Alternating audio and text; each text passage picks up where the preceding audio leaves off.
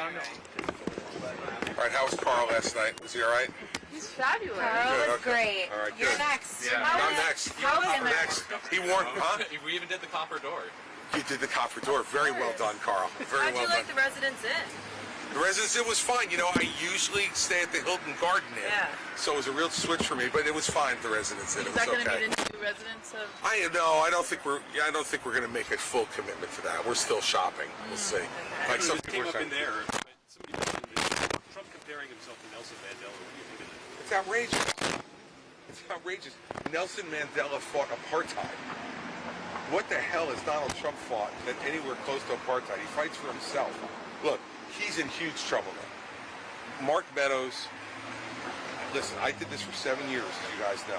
You do not give immunity, complete immunity, to the former White House Chief of Staff unless he's got information that is devastating and that you couldn't get any other way.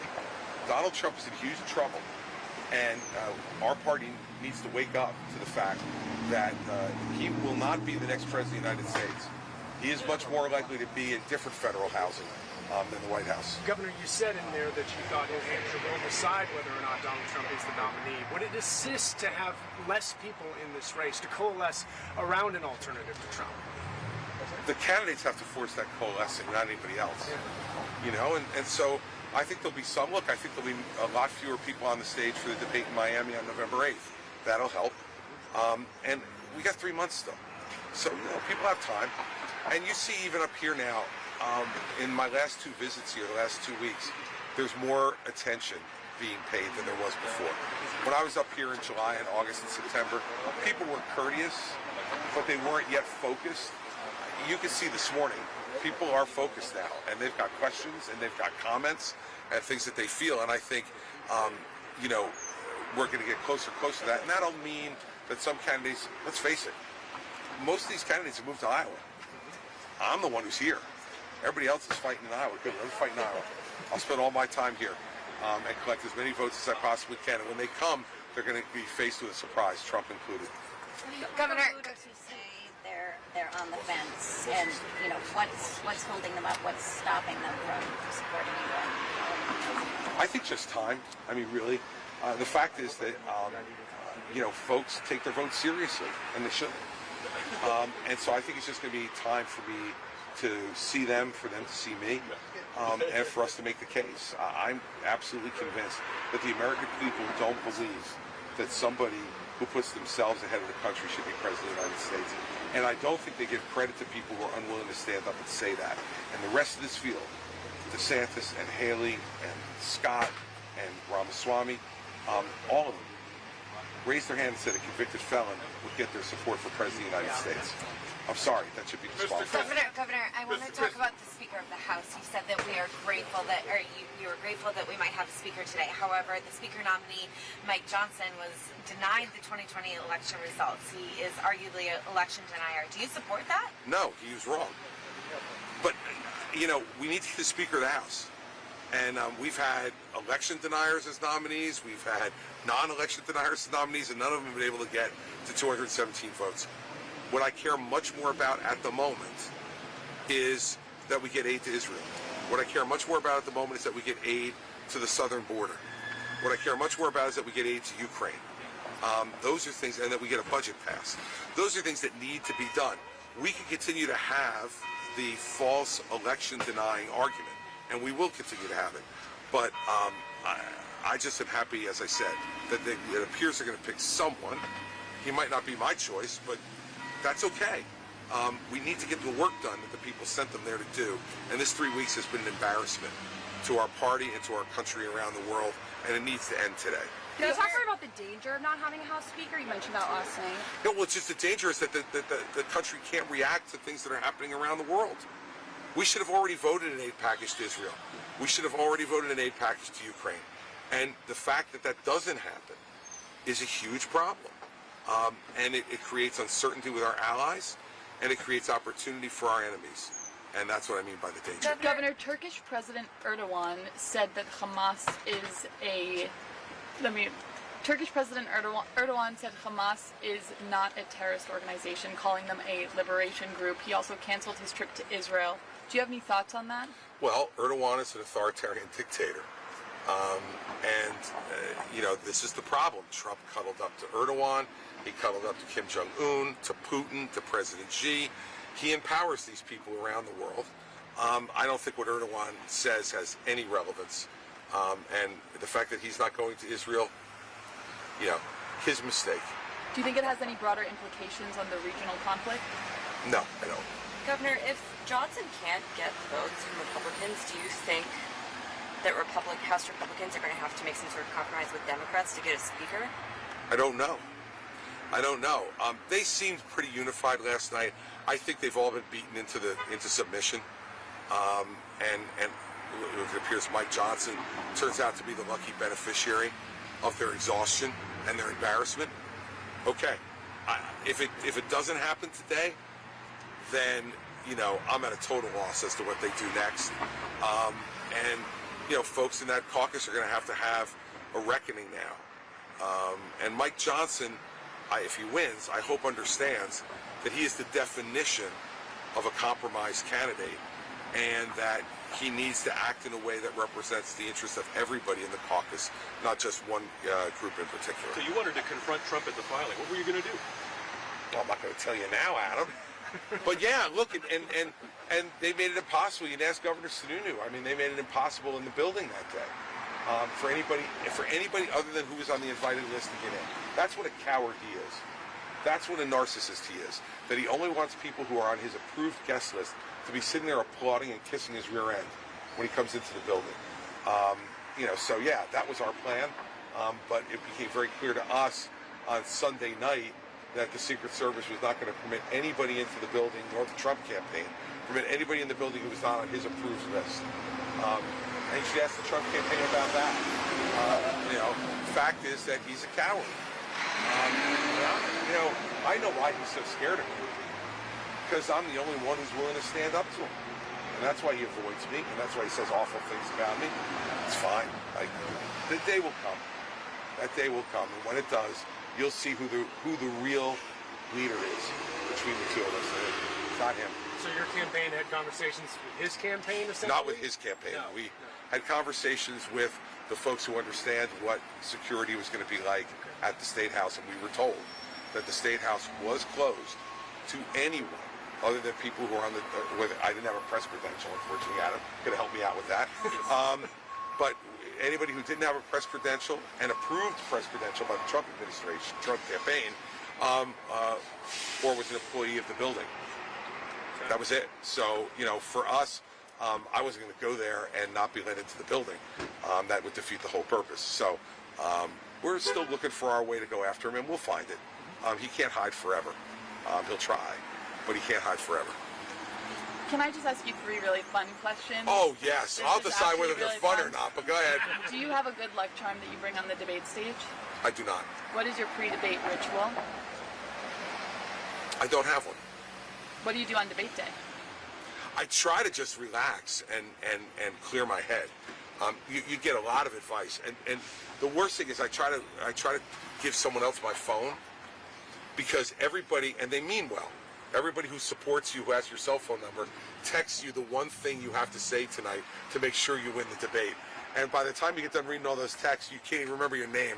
So I try to just put my phone aside and relax on debate days, and remember who I am, not who other people might suggest I be that day.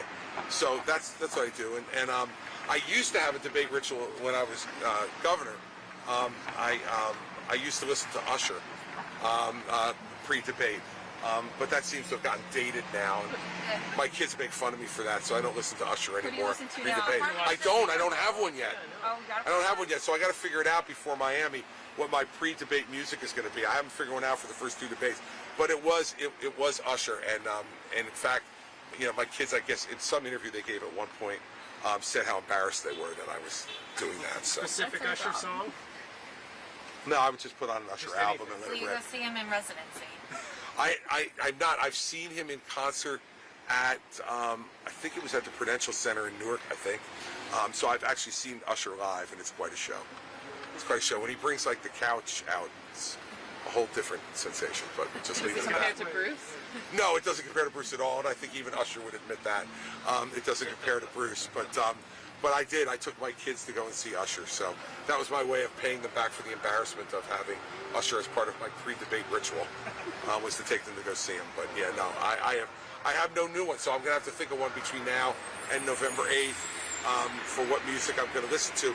My default is always to listen to Bruce, but I need something a little bit different. I think Bruce would understand. So What's we'll the best advice you've ever gotten about debating?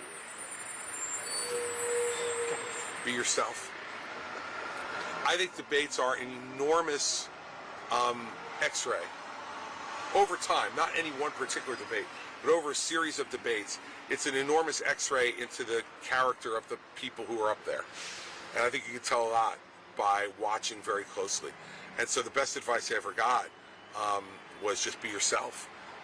Because if you try to fake it, they'll figure it out over a period of time. You may be able to fool them once, but not for long.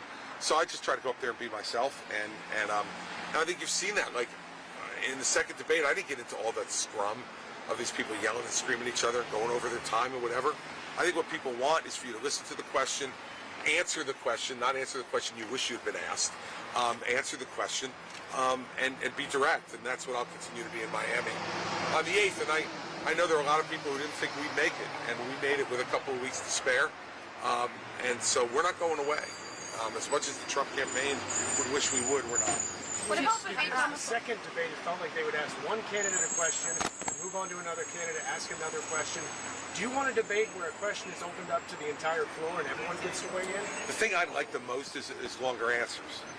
I think 1 minute is really hard. You can only give a superficial answer in 1 minute. It's very hard. I think if there are fewer candidates on the stage, which I think there will be, I think the RNC should make the answers 2 minutes. I think in 2 minutes you should be able to give a really substantive answer to any question. So the thing, if they ask me, if I had a magic wand, I could change one thing, it would be the length of the answers, even more than, fully opening it. I'd be open to I'd be open to there being one moderator who basically asks a few questions and we just all go at it with each other. I think that would be the best kind of debate, but I don't think the others would agree to that. Governor, what do you think about Vivek Ramaswamy potentially skipping the third debate? Amen. Might be more civilized if he wasn't there, and more informative. I think he's learned over the first two debates that, his conduct of continuing to interrupt, go over his time limit, and all the rest of it don't wear well with the people who are watching. But if he's there, great by me. I had fun with him in the first debate, and I suspect I'd have fun with him again. Might change the dynamic up there, though, a little bit. Every time a person is on or taken off, it changes the dynamic. So, and you never know how that dynamic is going to change. Just know that it will.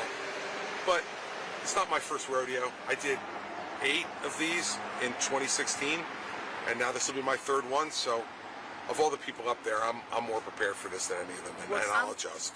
On the topic of Vivek Ramaswamy, yesterday he went on InfoWars with Alex Jones. Yeah, okay, enough. Called Jones the most censored man in the world. Your reaction?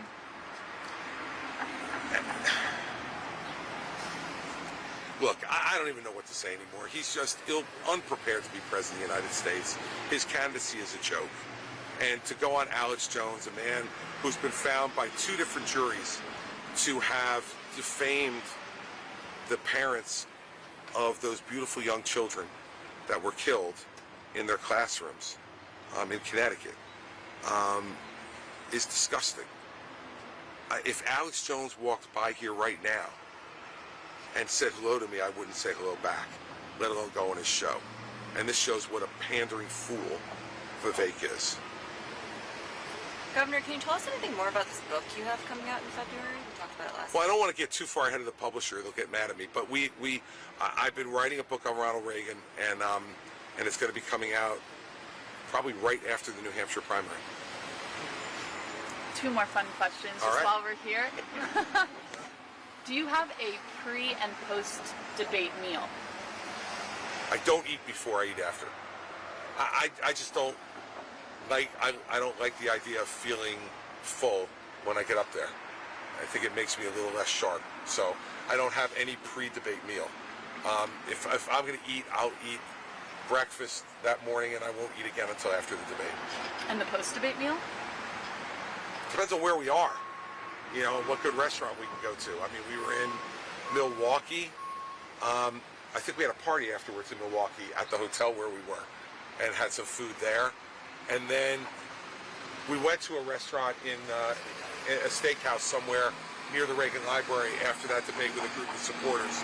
So those were the two. I don't have anything to do with that. If I'm picking the restaurant after the debate, that's bad. Like, I should have people who should be able to pick that and just put me in the car and tell me where to go, and show up and order dinner. So yeah, I don't really care about it. At that point, usually, I don't eat that much anyway. I'm usually pretty tired, ready to go to bed. And at the Reagan Library, I had to be up at 3 a.m. because I was going on morning TV and had to be there at 3:30. So it wasn't like I had a whole lot of time. So I went there and thanked my supporters. I think I had a bowl of soup, and then I went back to my hotel and went to sleep for a few hours. Who do you call after the debate for an honest assessment of how you did? Well, I do talk to people after the debate, but the honest assessment after the debate is from Mary Pat, and she's usually there. If she's not there, that's a problem. That'll show she's really angry with me about something. But you know, usually what I care about the most is hearing from my family. They're brutally honest with me, and both after the debate and during the debate. You'll notice during the debates, during the commercial breaks, you know, I'll say, you know, I'll have a little chatter with some of the folks up on the stage, but I go to the edge of the stage and I talk to Mary Pat and whichever of my kids are there, say, okay, so what do you think? So they're my barometers. And after the debate, most of the time, I won't call anybody. I'll get some phone calls from people, and depending on my mood, I might take them. But the opinions I care about the most are first, you know, as well. So, you know, Maria and Mike and those guys, Carl, I talk to those folks afterwards Governor and get their assessment. Biden's not going to put his name on the ballot. You know, he knew this was coming. Yeah. But what does it tell the people of New Hampshire? Vote in the Republican primary, baby. We're the only game in town, and we're the only way to stop Donald Trump. And so the fact that thousands of Democrats have switched their registration to independent prior to the October 6th deadline tells you something. They want to stop Donald Trump. And I think I'm the one that they should be voting for in the primary. But independents now, who've always played a large role in both primaries, as you know, will play an outsized role in this Republican primary, because if they want to participate, it's the only game to participate in. So I'd encourage every independent, registered independent out there, make a choice in the Republican primary and come and vote. New Hampshire has an obligation to make a choice here. And I think President Biden's disrespecting New Hampshire. That's his call. It's going to hurt him in the general, because when I run against him in the general, I'm going to win New Hampshire by 6-7 points over him at least. Independents should vote in the Republican primary, and I hope they vote for me.